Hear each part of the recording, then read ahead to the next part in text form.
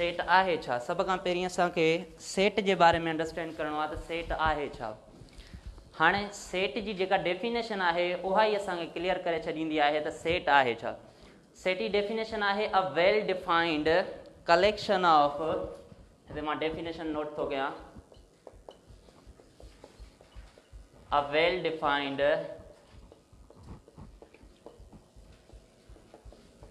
collection of distinct objects is called set। यानी set जी जेका definition आहे उहा 3 पॉइंटनि ते 3 लफ़्ज़नि ते मुश्तमिल आहे। यानी कि वेल डिफाइंड ऐं कलेक्शन, ठीकु आहे, माना हिकिड़ी शइ त वेल डिफाइंड हुजे सभ खां पहिरीं, ऐं उन खां पोइ कलेक्शन हुजे ऐं डिस्टिंक्ट ऑब्जेक्ट्स हुजनि। यानी वेल डिफाइंड शयूं हुजनि, डिस्टिंक्ट ऑब्जेक्ट्स हुजनि ऐं कलेक्शन हुजे, पोइ असीं उन्हनि शयुनि खे सेट चवंदासीं। हाणे हिते मां फॉर एग्ज़ाम्पल हिकिड़ो एग्ज़ाम्पल थो लिखां, उन एग्ज़ाम्पल मां पाण अंदाज़ो लॻाईंदासीं ऐं इहे 3 शयूं जांचींदासीं त छा उहो सेट आहे या कोन्हे। मां लिखां थो set of students of class 7 चओ 6 चओ कहिड़ी बि क्लास जा। हाणे set of students of class 7 ॾिसूं वेल डिफाइंड आहे। हाणे केर बि ईंदो त असीं चवंदासीं त हीअ फलाणी क्लास जा शागिर्द आहिनि, हीअ PhD टीचर माना PhD जी तयारी पिया कनि उन क्लास जा शागिर्द आहिनि, हीअ 7 क्लास जा शागिर्द आहिनि। यानी वेल डिफाइंड कहिड़ी शइ थी वई, 7 क्लास।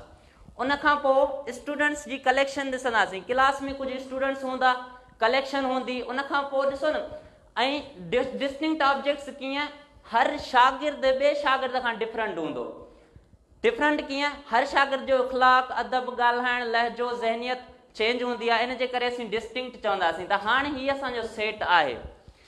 6 में कुझु पॉइंट्स आहिनि जेके बेसिक पॉइंट्स आहिनि सेट में, उहे मां हिते तव्हांखे थोरो सम्झायां थो। सभ खां पहिरीं sets are denoted by capital letters of English alphabet। माना सेट जा जेके एलिमेंट्स आहिनि उन्हनि खे असां हमेशह कैपिटल लेटर सां डेनोट कंदासीं। सेट जेके बि हूंदा उन्हनि खे असां कैपिटल लेटर सां डेनोट कंदासीं जेके इंग्लिश अल्फाबेट आहिनि। फॉर एग्ज़ाम्पल मां थो लिखां A = 1 2 ऐं 3 4। हाणे हिकिड़ो मां सेट लिखियो आहे त सेट जे एलिमेंट्स खे मूं छा सां डेनोट कयो आहे, कैपिटल लेटर सां। त पोइ हाणे हिनखे असां छा चवंदासीं, सेट आहे। ठीकु आहे। जेकॾहिं इते ई मां फॉर एग्ज़ाम्पल हिन शइ खे हीअं मां डेनोट कयां त छा ही सेट थींदो, ही सेट न थींदो। छो जो असां छा कयो आहे, सेट खे स्मॉल लेटर सां डेनोट कयो आहे, त पोइ हिनखे असीं सेट न चवंदासीं। नंबर ॿी पॉइंट, ही पॉइंट्स जेके आहिनि तव्हांखे रिमेंबर करणा पवंदा। नंबर ॿी पॉइंट आहे त members of set are called elements. Set जे मेंबर्स खे असां एलिमेंट्स चवंदासीं ऐं मेट्राइसिस जे एलिमेंट्स खे असां एंट्रीज चवंदासीं। ईअं न, मेट्राइसिस कल्ह पढ़ियो आहे शायदि तव्हां। ऐं हिते सेट जे एलिमेंट्स खे, मेंबर्स खे असां छा चवंदासीं, एलिमेंट्स चवंदासीं। उन खां पोइ नंबर 3 पॉइंट आहे elements of set should be written in curly brackets या मिडिल ब्रैकेट चई सघो था। सेट जा जेके एलिमेंट्स हूंदा उन्हनि खे असां करली ब्रैकेट्स में लिखंदासीं। हाणे ही मूं सेट लिखियो आहे त हिन खे असां करली ब्रैकेट में लिखियो आहे। ॾिसो, जेकॾहिं इन ई सेट खे मां कंहिं स्मॉल ब्रैकेट सां लिखां या मां लार्ज ब्रैकेट सां लिखां त पोइ इहो सेट ग़लति थी वेंदो, सेट न चइबो। ठीकु आहे। असां सेट जे एलिमेंट्स खे हमेशह कहिड़ी ब्रैकेट में लिखंदासीं, करली ब्रैकेट में लिखंदासीं। ऐं उन खां पोइ ॿी पॉइंट जेका आहे, elements of set should be separated by commas। जेके सेट जा एलिमेंट्स आहिनि उन्हनि खे असां कामा सां सेपरेट कंदासीं। जेकॾहिं असां कामा सां सेपरेट न कंदासीं त उहो सेट असांजो सेट न रहंदो। माना सेट जा एलिमेंट्स जेके बि आहिनि उन्हनि खे असां कामा सां सेपरेट कंदासीं। नंबर चौथी ॻाल्हि,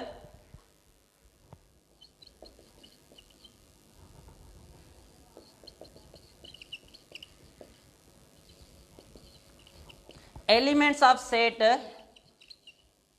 should not be repeated. या तव्हां ईअं चई सघोसि था त रिपीटेशन एलिमेंट्स जी माना अलाउड न आहे, repetition is not allowed in the set.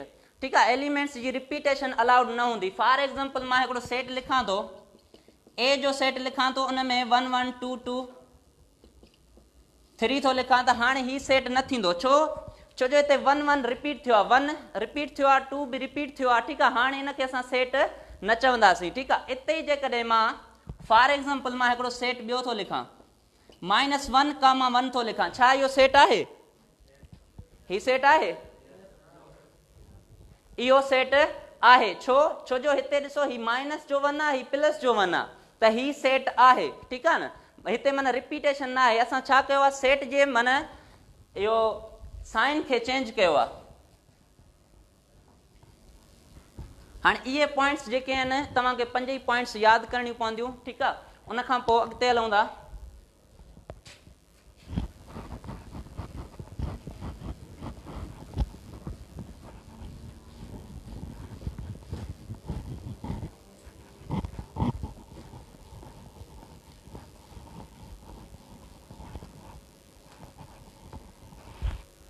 Number ॿी ॻाल्हि त सेट खे असां 3 तरीक़नि सां लिखंदा आहियूं, तव्हांखे ख़बर हूंदी। Methods of writing a set, there are 3 methods of writing a set. Methods of writing a set, set खे लिखण जा असां वटि 3 तरीक़ा आहिनि। नंबर 1 तरीक़ो आहे असां वटि डिस्क्रिप्टिव फॉर्म।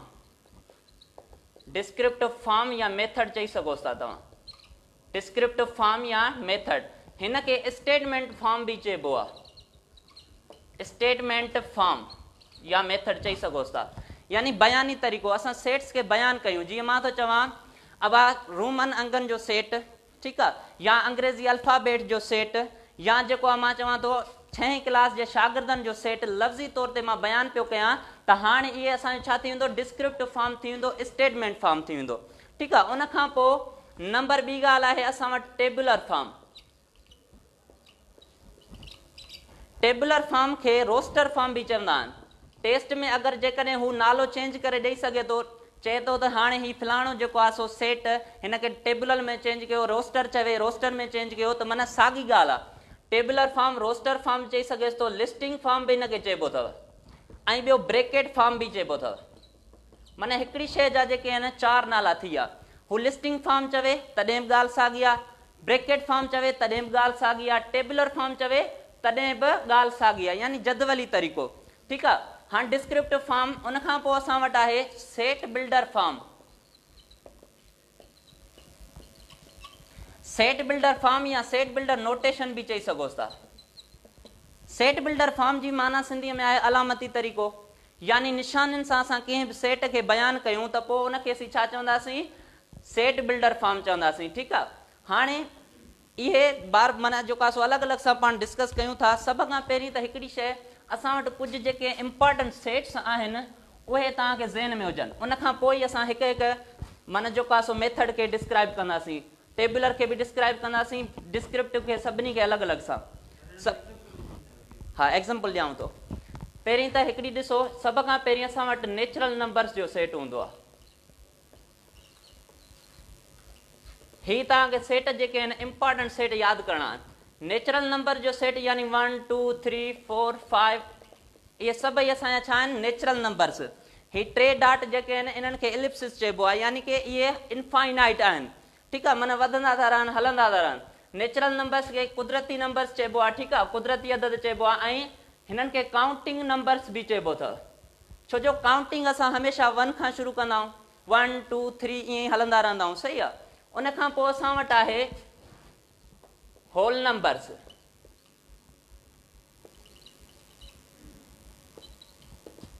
होल नंबर्स यानी सॼा अदद। ठीकु आहे, होल नंबर्स कहिड़ा आहिनि असांजा, उन्हनि खे असां W सां शो था करियूं, 0 1 2 3 4। ठीकु आहे, हाणे इहे असांजा होल नंबर थी विया जेके 0 खां शुरू थियनि, ठीकु आहे। उन खां पोइ असां अचूं था इवन नंबर्स ते। ही त बेसिक शयूं आहिनि। इवन नंबर्स जो सेट, हाणे इवन नंबर जो सेट कहिड़ा आहिनि असांजा 2 4 6 8 10 अप टू सो ऑन, ठीकु आहे। उन खां पोइ असां वटि ही जेके आहिनि ही इंपॉर्टेंट सेट आहिनि। उन खां पोइ आड नंबर्स जो सेट आहे असां वटि, यानी 21 अदद 1 3 5 7 9, ठीकु। आड नंबर्स खां पोइ असां वटि प्राइम नंबर्स आहिनि, उन्हनि जो सेट आहे। हाणे हिननि खे डिस्कस कयूं था त प्राइम नंबर छा आहिनि, इहे छा आहिनि।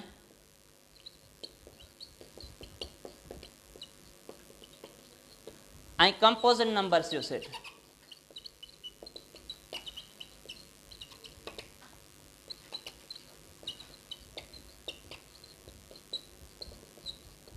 ठीकु आहे। हाणे ही जेके इंपॉर्टेंट सेट्स आहिनि इहे असांखे यादि करणा पवंदा। होल नंबर्स त माने 0 खां जेके शुरू थियनि, ऐं उन खां पोइ इवन नंबर्स यानी ॿधी अदद। ॿधी अदद असीं छा खे चवंदा आहियूं त जिन ते ॿिके जो खोड़ो पूरो लॻे, यानी उहे नंबर्स जेके 2 सां माना पूरा पूरा वंडिजी वञनि। 2 सां पूरा वंडिजी वञण जो मक़सदु छा हूंदो आहे त पाछी असांजो 0 अचे। पाछी जेकॾहिं कुझु न कुझु बचंदो त उहो असांजो छा आहे, कंप्लीटली एग्ज़ैक्टली डिविजिबल न आहे, ठीकु आहे। त माना पाछी 0 बचे, 2 सां कंप्लीटली डिवाइडेड थी वञनि। उन खां पोइ ऑड नंबर्स असांजा कहिड़ा आहिनि। ऑड नंबर्स उहे आहिनि जेके 2 सां डिवाइड न थी सघनि, यानी हुनजो उबतड़ अपोज़िट थी वञे। ऐं प्राइम नंबर्स कहिड़ा आहिनि, उहे प्राइम नंबर्स उन्हनि खे असीं चवंदा आहियूं जेके जंहिंजा वंडींदड़ सिर्फ़ु 2 हुजनि, 1 ऐं इट सेल्फ। 1 ऐं इट सेल्फ। हिकिड़ी ॻाल्हि त 1 जेको आहे सो सभिनी खे वंडींदो आहे। जेकी बि नंबर आहिनि तख़लीक़ में उन्हनि खे वंडींदो आहे, ठीकु आहे।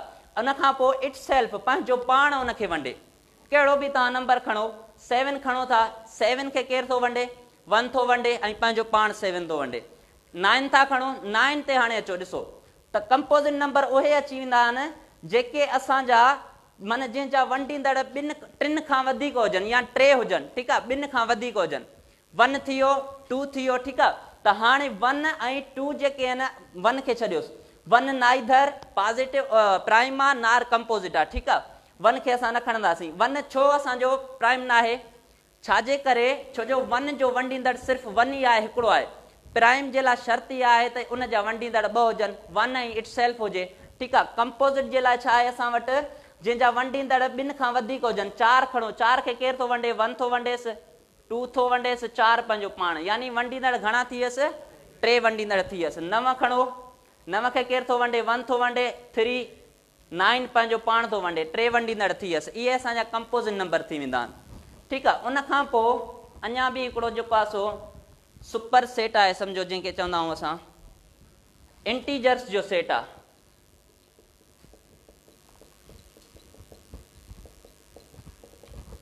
हाणे सेट ऑफ इंटीजर्स हिनखे चवंदा आहियूं, सेट ऑफ या इंटीजर्स फ़िलहालु लिखोसि, माना इंटीजर्स नंबर्स जो सेट, पूरनि अददनि जो सेट।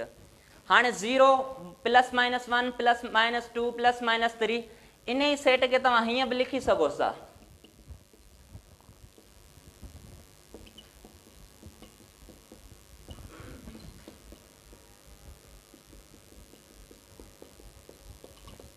हिन सेट खे तव्हां हीअं बि लिखी सघो था, ठीकु आहे।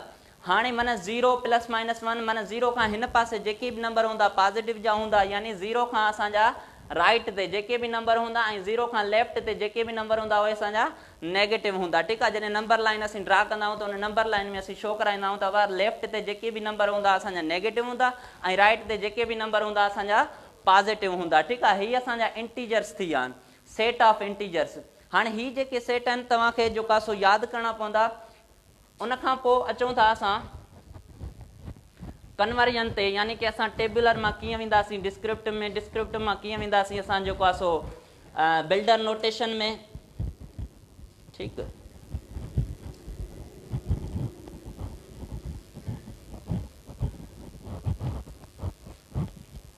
हाणे मां हिते फॉर एग्ज़ाम्पल हिकिड़ो सेट थो लिखां, इहो साॻियो नेचुरल नंबर्स जो सेट मां लिखां थो फ़िलहालु 1 2 3 4 5, ठीकु आहे। हिनखे मां फाइनाइट थो करे छॾियांसि, हूअं त इनफाइनाइट हो, ठीकु आहे। 1 2 3 4 5 हाणे हीअ असां वटि नेचुरल नंबर जो सेट अची वियो। हाणे ही कहिड़े फॉर्म में लिखियलु आहे? टेबुलर फॉर्म चयोसि, रोस्टर चयोसि, कहिड़ो बि चई सघोसि था, टेबुलर फॉर्म में आहे। हाणे हिनखे जॾहिं डिस्क्रिप्टिव में चेंज कंदासीं असीं छा चवंदासीं?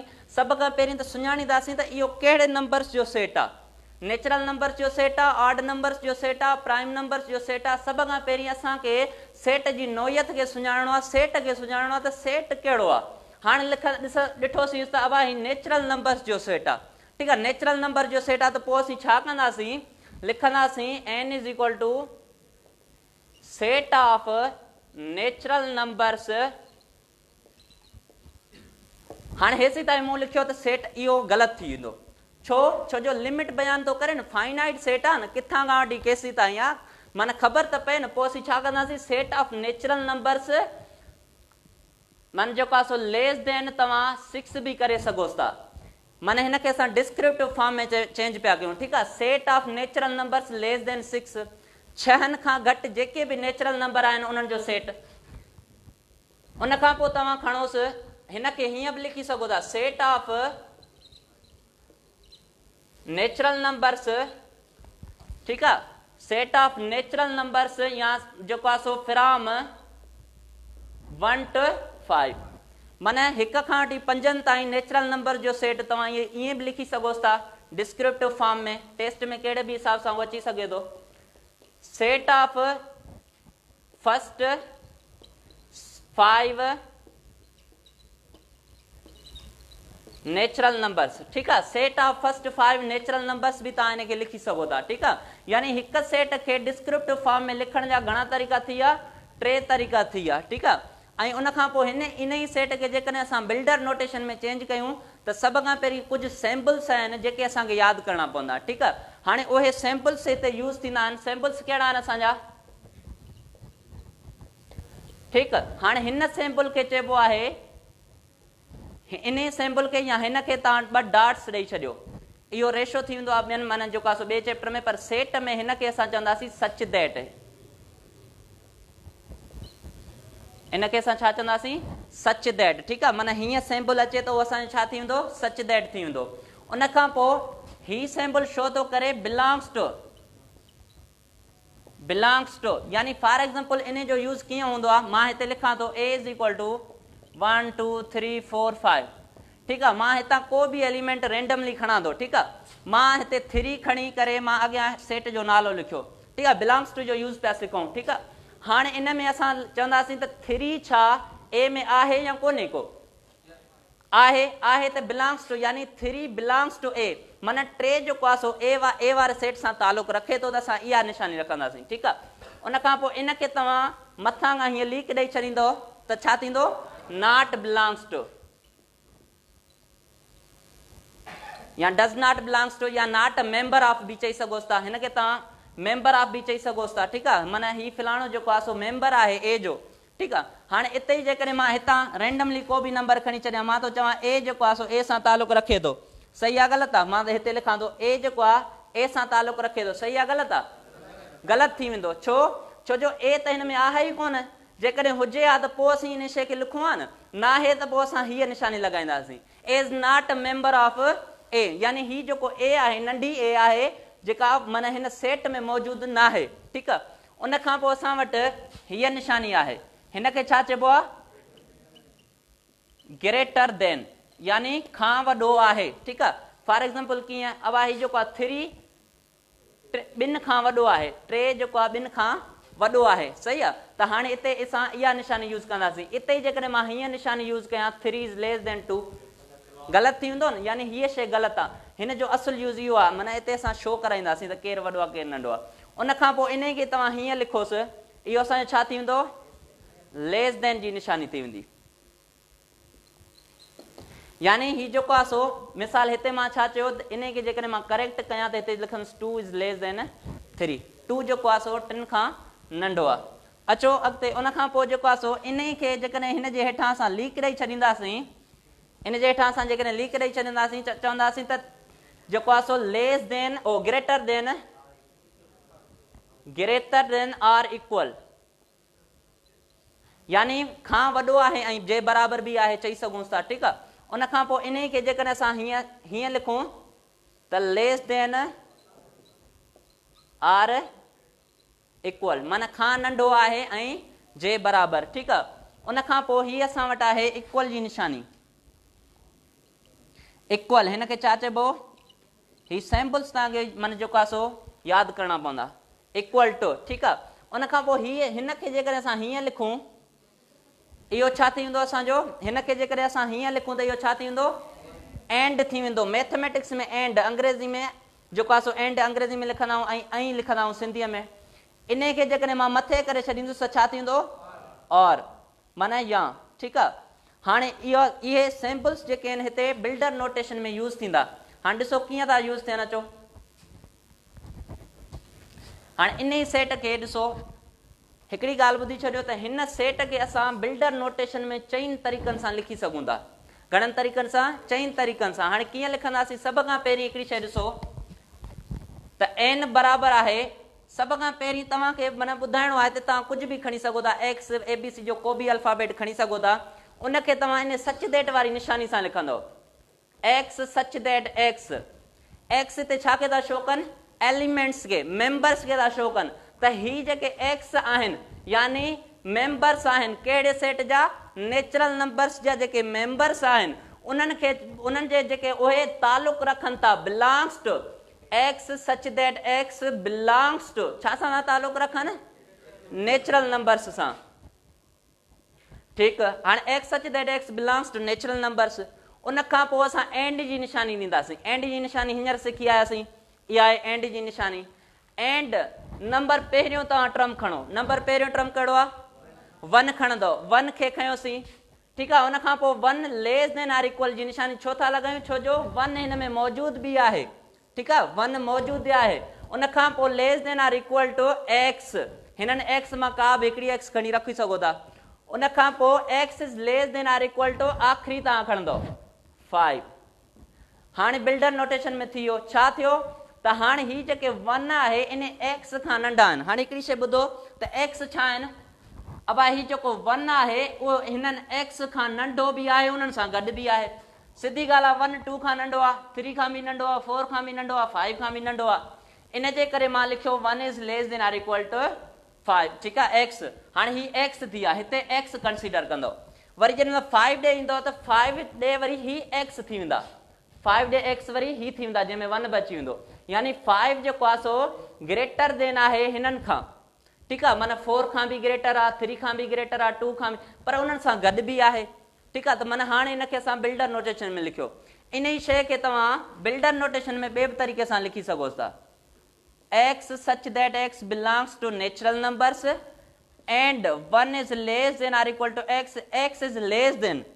हिते लेस देन जो यूज़ करे तव्हां 5 खां पोइ जेको अचे थो नेचुरल नंबर, 5 खां पोइ छा आहे 6, उहो लिखंदव तव्हां 6।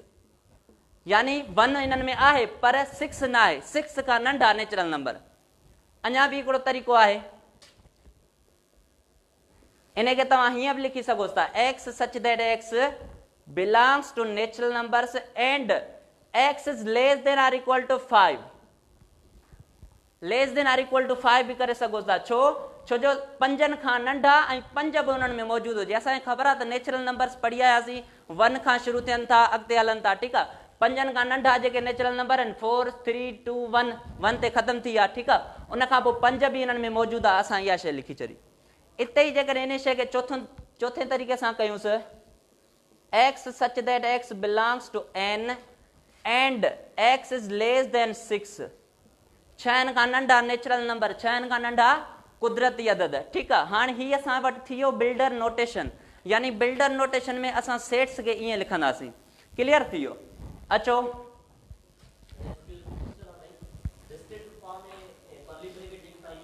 और बाद में क्वेश्चन पूछिजो पोइ ॾिसो।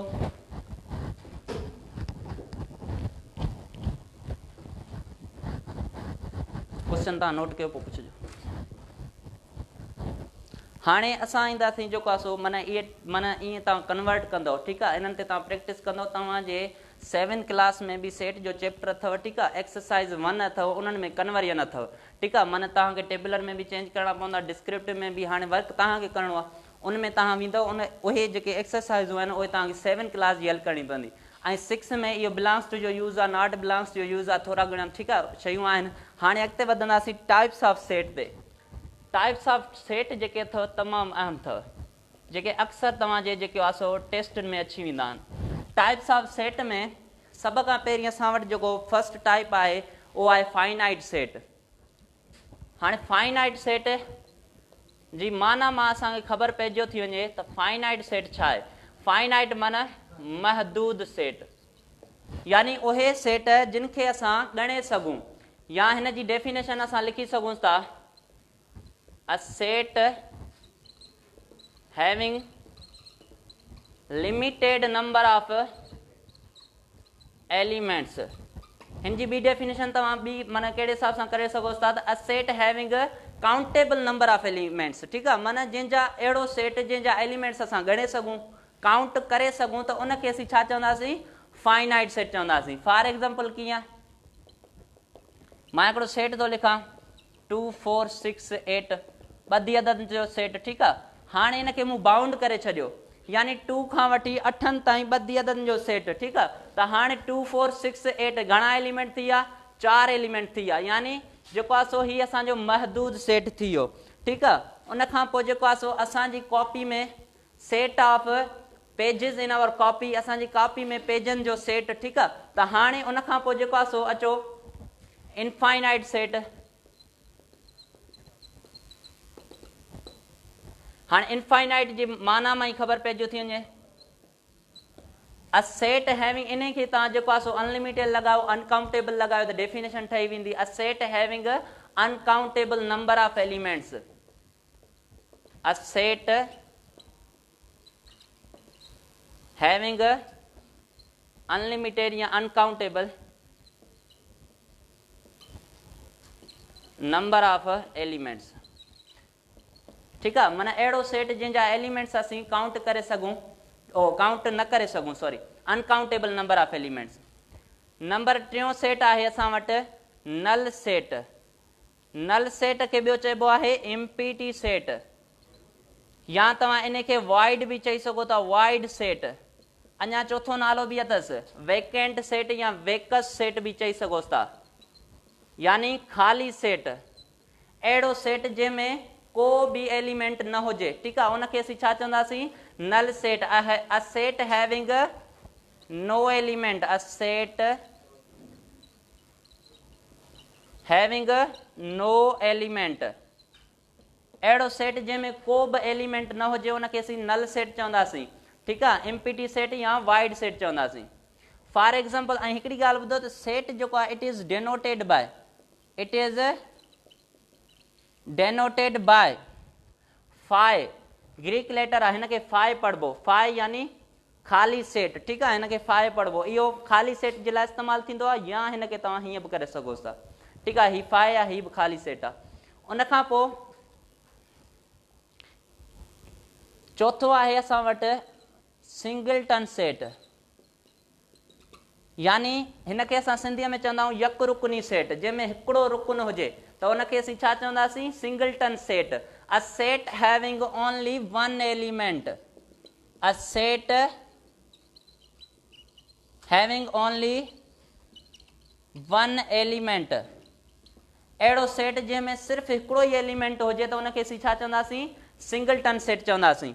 हाणे कहिड़ो बि तव्हां जेको आहे सो सेट खणो, फॉर एग्ज़ाम्पल 0 हिन में खयंव 1 खयंव। ठीकु आहे, उनखां पोइ C खयंव, कुझु बि खणो। इहो जेको ख़ाली सेट जी जेका निशानी आहे फाइ, इहा बि तव्हां हिन में खणी सघो था। जेॾीमहिल हिन में खणंदव त इहो ख़ाली सेट न चइबो, इहो सिंगलटन सेट चइबो, छो जो इहो हिकिड़ो हाणे एलिमेंट बणिजी वियो। हिते तव्हां एल्फा खणो थीटा खणो कुझु बि तव्हां को बि एंगल खणो त उनखे असीं छा चवंदासीं त हाणे हीउ सिंगलटन सेट थी वियो। ठीकु आहे, हाणे इहे असांजा थी विया माना जेको आहे सो हिक हिक सेट ते मुश्तमिल काइंट्स थी विया। ठीकु आहे, अञा काफ़ी काइंट्स आहिनि।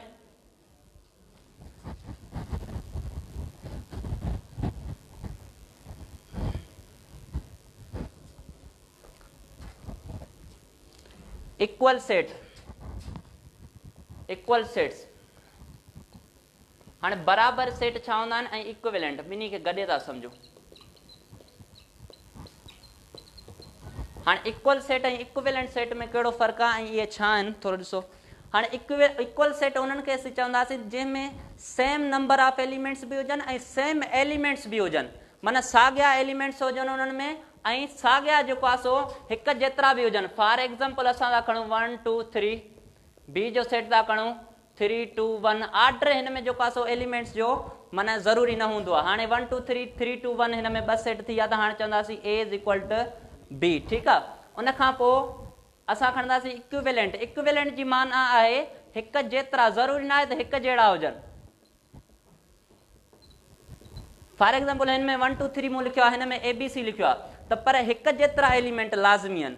हाणे हिकु जेतिरा हुजनि, करस्पॉन्डेंस माना हिकु जेतिरी हुजे, ठीकु आहे, त पोइ 1 1 करस्पॉन्डेंस हुजे त पोइ हिननि खे असां छा चवंदासीं, इक्विवेलेंट सेट। इक्विवेलेंट सेट खे हीअं लिखिबो आहे, ठीकु आहे। हाणे हीअ असां वटि थी वियो A is equivalent to B. हाणे हिन में असां हिकिड़ी शइ ज़हन में रखी छॾियो, नंढड़ी हिकिड़ी पॉइंट आहे जेका, जेके इक्वल सेट्स हूंदा आहिनि न उहे हमेशह इक्विवेलेंट हूंदा आहिनि। Equal sets are always equivalent. पर इक्विवेलेंट जेके सेट आहिनि मे नॉट बी इक्वल, थी बि सघनि था, थी न बि सघनि था, ठीकु आहे, उहे असांजा इक्विवेलेंट सेट हूंदा आहिनि। ऐं नंबर ॿी ॻाल्हि त जेको आहे सो हाणे हीअ असां वटि थी आहे इक्विवेलेंट सेट ऐं हीअ असां वटि जेको आहे सो इक्वल सेट थी आहे। इक्वल सेट खे हीअं लिखिबो A is equal to B ऐं इक्विवेलेंट जी निशानी हीअ आहे, ठीकु आहे। हाणे इहे शयूं तव्हांखे यादि करणियूं पवंदियूं।